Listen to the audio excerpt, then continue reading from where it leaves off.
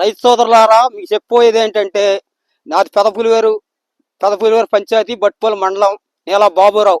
నేను 3 సంవత్సరాల మంది ఈ విత్తనం 741 అడ్డమంట అనేది 3 సంవత్సరాల మట్టి వేస్తున్నాను. 45 నుంచి 46 వరకు వస్తుంది.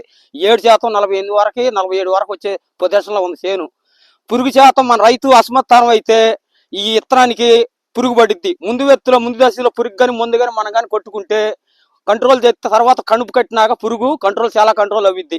దానికి వైర్లెస్ తెగులు అనేది జింక్ లోపమైన ఉంటే మన రైతు మీద అసమర్థానం లేకపోతే 45 నుంచి 50 వరకు దిగుబడి తీసుకోవచ్చు రైతు అనేది. ఈ విత్తనం అనేది సత్తా కాడ 35 క్వింటాలు, రైతు అసమర్థానం అయినా కాడ 35 క్వింటాలు పండగలిగిద్ది. ఈ విత్తనం అనేది కింద నుంచి పైకి బొండు సన్నం, గింజ 16 నుంచి 18% ఉంటుంది వరుసలో. రైతుకి కావాల్సిన దిగుబడి వచ్చిద్ది. నేను 3 సంవత్సరాల మట్టి ఈ విత్తనం వేయగలుగుతున్నారు. నేను వేట 7 ఎకరాలు 8 ఎకరాలు వేస్తాను, 11 ఎకరాలు వేసా. ఈ విధంగా నాకు దిగుబడి బాగా వస్తుంది. రేక్కాడ పైకల్లా గింజ కండి, పైకల్లా తలకల్లా కండి గింజ పోసిద్ది. ప్రతి రైతు వేసుకోవాల్సిన విత్తనం.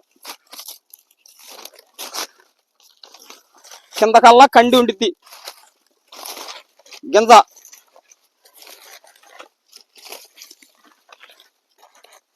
మీకు విరిసికాడు చూపిస్తున్న బొండుకాడు సన్నం బాగా.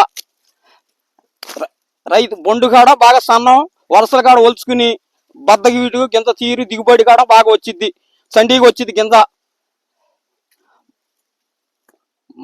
మనకు కావాల్సింది దిగుబడి వచ్చింది, బాగా సండి కాడ ఉండిద్ది గింజ. రైతు సోదరుకి అంటే చెప్పేది, వాన పడ్డా దీంట్లో పురుగు అనేది దూరదు. వాన పిసికారి లోనకి వెళ్తావు, వాన చినుకనే చింకవుతావు లోనకి.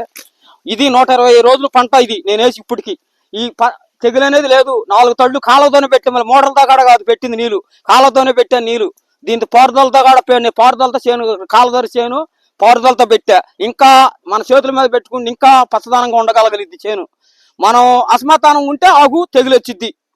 నీళ్ళు కానీ ఎక్కువ ఉంటే, నా చేలో నీళ్ళు పెట్టిన కాళ్ళతో పెట్టినా 24 గంటలు మళ్ళీ బయటికి వెళ్ళే ప్రదేశంలో చెత్త.